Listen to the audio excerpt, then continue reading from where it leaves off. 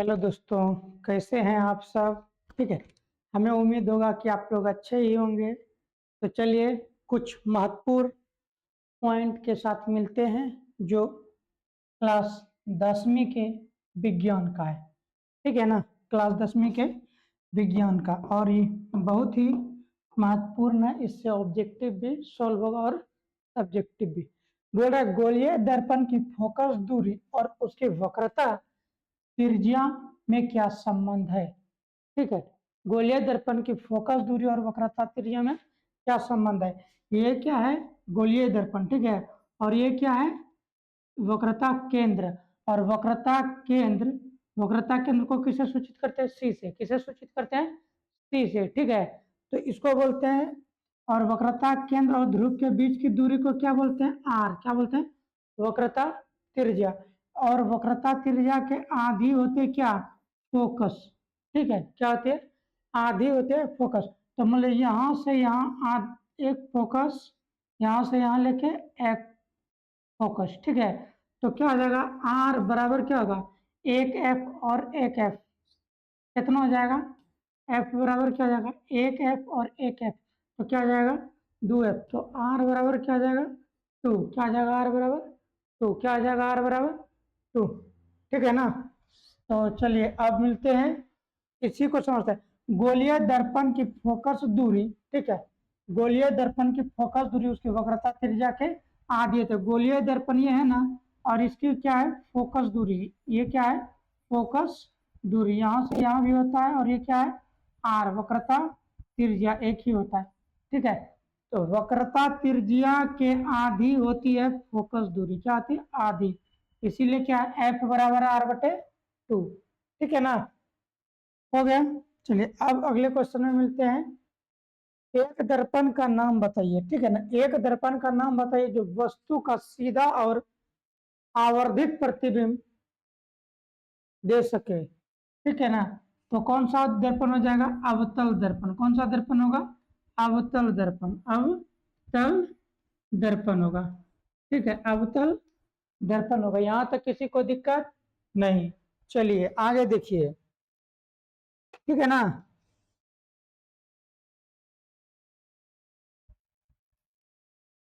एक दर्पण द्वारा आभासी प्रतिबिंब बनाने के लिए वस्तु का स्थान क्या होगा।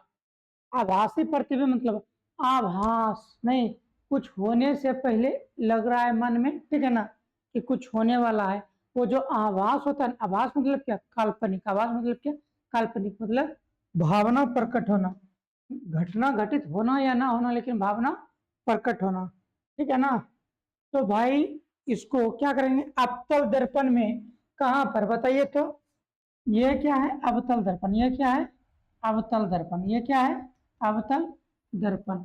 और यहाँ क्या है, वक्रता केंद्र। ये क्या है, फोकस। ठीक है ना, जब तक। और ये क्या है, ध्रुव। ये क्या है, ध्रुव।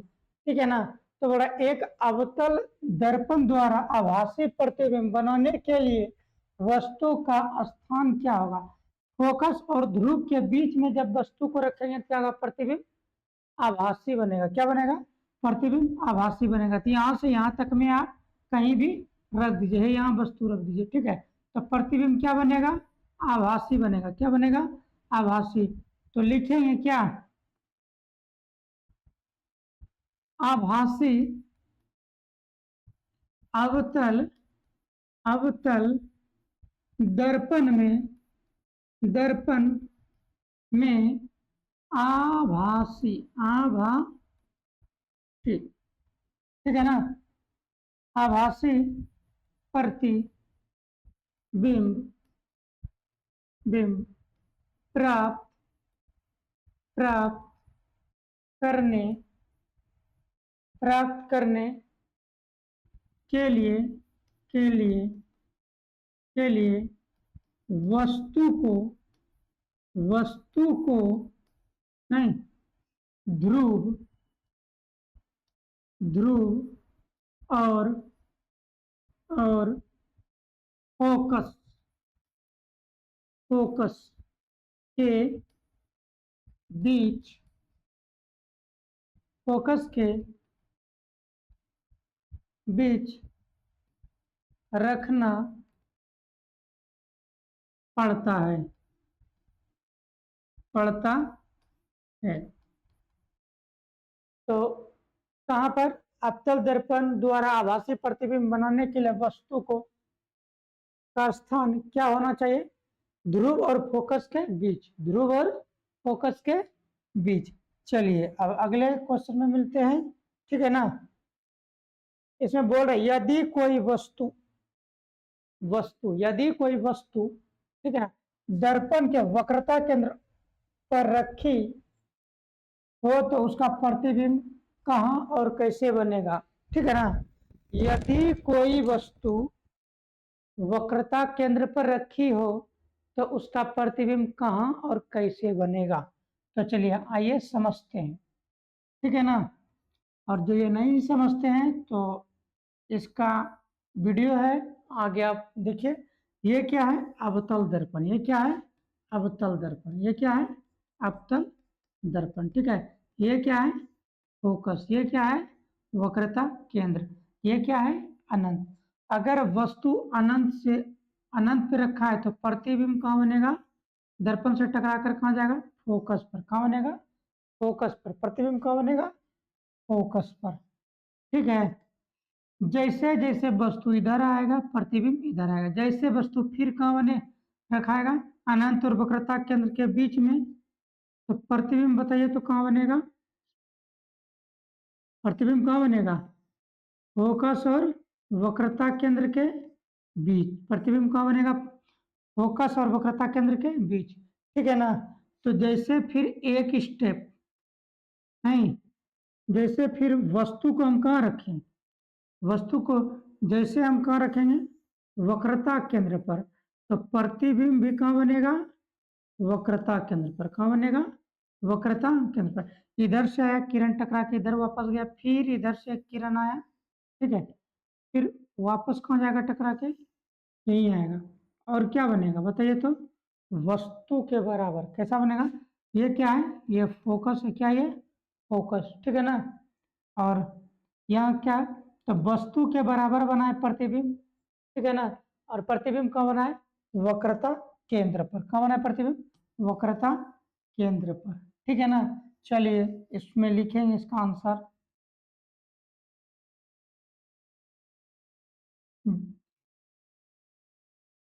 जब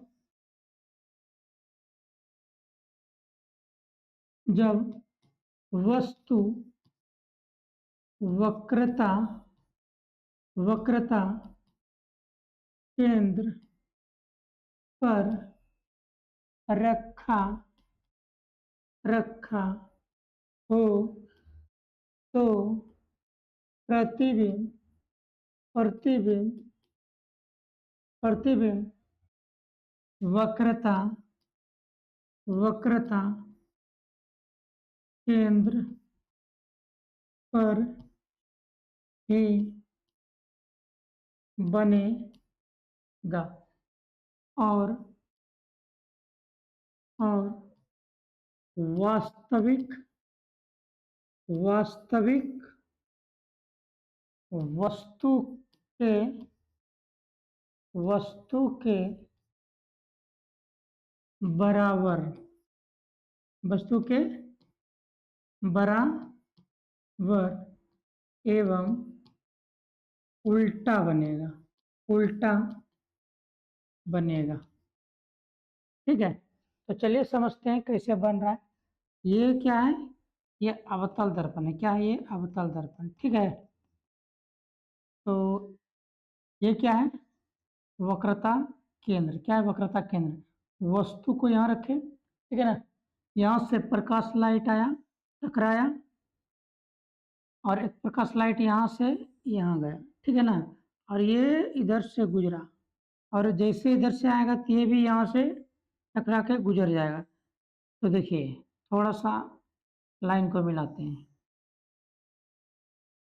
मिला दिए। तो ये क्या है? फोकस। क्या है? फोकस। देखिए तो प्रतिबिंब ये है ए बी, ये क्या जाएगा? बी डैश, और ये क्या? ए, ठीक है ना। तो प्रतिबिंब कहाँ बना? वक्रता केंद्र पर, उल्टा, वास्तविक और वस्तु के बराबर। जितना बड़ा यहाँ ए भी है उतना बड़ा भी है यहाँ बी डैश ए है। किसी तरह का दिक्कत नहीं। चलिए अब बढ़ते हैं आगे। समझिएगा, एकदम बहुत ही कॉन्सेप्ट वाला ये सब सवाल है। बोल रहे 10 सेंटीमीटर फोकस दूरी वाले अवतल दर्पण। ये जो अवतल दर्पण ये क्या है? अवतल दर्पण। अच्छा, कैसे जानेंगे ये अवतल दर्पण है? जिसका परावर्तक सतह धसा हो। परावर्तक सतह है क्या? अंदर की चिकना हो। ठीक है, जो सतह चिकना होता है उसको क्या बोलते हैं? परावर्तक सतह। और ये लाइन लाइन है जो, वो क्या है? कलई क्या हुआ है? क्या क्या हुआ है? कलई।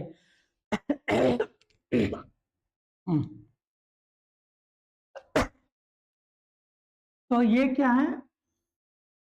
ठीक है ना, ये क्या है? वक्रता केंद्र। यहाँ क्या है? वक्रता केंद्र। और इसका फोकस दूरी कितना है? 10 सेंटीमीटर। कितना है? 10 सेंटीमीटर। यहाँ से यहाँ क्या है? 10 सेंटीमीटर। ठीक है ना। और ये क्या है? फोकस दूरी। ठीक है ना। 10 सेंटीमीटर फोकस दूरी वाले अवतल दर्पण से 15 सेंटीमीटर दूरी पर रखी वस्तु। अच्छा, कितना ऊपर रखा है वस्तु? 15 सेंटीमीटर। तो यहाँ फोकस से यहाँ तक 10 सेंटीमीटर है। तो मतलब यहाँ कहाँ? इस दोनों के बीच में होगा। ठीक है, ये दोनों के बीच में। तो वस्तु को मान लीजिए यहाँ है। वस्तु कहाँ है? यहाँ है। ठीक है। तो ये, तो प्रतिबिंब की प्रकृति होगी। प्रतिबिंब जैसे अब देखिए कहाँ बन रहा है? वक्रता केंद्र के अंदर आया है। प्रतिबिंब कहाँ बनेगा? कहाँ बनेगा? ये ऐसे मिलेगा। प्रतिबिंब कहाँ बनेगा? वक्रता केंद्र के बाहर। कहाँ बनेगा? वक्रता केंद्र के बाहर। ठीक है ना। तो वास्तविक बनेगा। क्या बनेगा? वास्तविक बनेगा और वस्तु से बड़ा बनेगा। और क्या बनेगा? वस्तु से बड़ा। ठीक है। चलिए अब देखते हैं, इसको लिखते हैं। ठीक है। फोकस का अंदर जो होता है ना वही काल्पनिक प्रतिबिंब होता है। जो फोकस से बाहर आता है वो क्या आता है? वास्तविक प्रतिबिंब अवतल दर्पण में। ठीक है ना। तो इसमें लिखेंगे जब जब वस्तु को 10 सेंटीमीटर फोकस दूरी दूरी दूरी वाले वाले अवतल अवतल दर्पण में 15 सेंटीमीटर पर वस्तु को रखते हैं तो प्रतिबिंब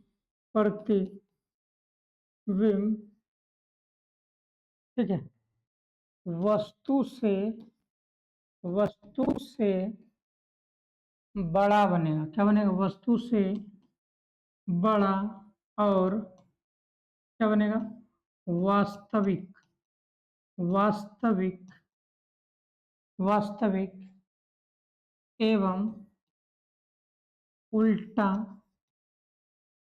बनेगा। बनेगा। ठीक है ना। क्यों? इसलिए ये क्या है? दर्पण है। ये क्या है? दर्पण है। और 10 सेंटीमीटर का फोकस है, लेकिन वस्तु कहाँ रख रहा है? 15 सेंटीमीटर पर। कितना? 15 सेंटीमीटर। तो फोकस से बाहर है और अवतल दर्पण है। ठीक है। तो वो क्या बनेगा? वस्तु से बड़ा। और क्या बनेगा? उल्टा। और क्या बनेगा? वास्तविक प्रतिबिंब। क्या बनेगा? वास्तविक प्रतिबिंब। ठीक है ना। चलिए अब मिलते हैं अगले सवाल के साथ। अवतल दर्पण से किसी दूरी पर एक वस्तु को रखा जाए जिससे प्रतिबिंब का आकार वस्तु के आकार का बराबर हो। अभी तुरंत हम देखिए ऐसा बताए थे। नहीं, ये क्या है? सी वस्तु के बराबर नहीं, तो कहाँ पे? वक्रता केंद्र पर। कहाँ पर वस्तुतः? वक्रता केंद्र पर। ठीक है ना? तो हम क्या लिखेंगे? जब वस्तु को, नहीं, अवतल, क्या है? अवतल, अवतल दर्पण, दर्पण से, अवतल दर्पण में जब, एकदम शॉर्ट में लिखते हैं, ठीक है, जब वस्तु को, वस्तु को वक्रता, वक्रता केंद्र,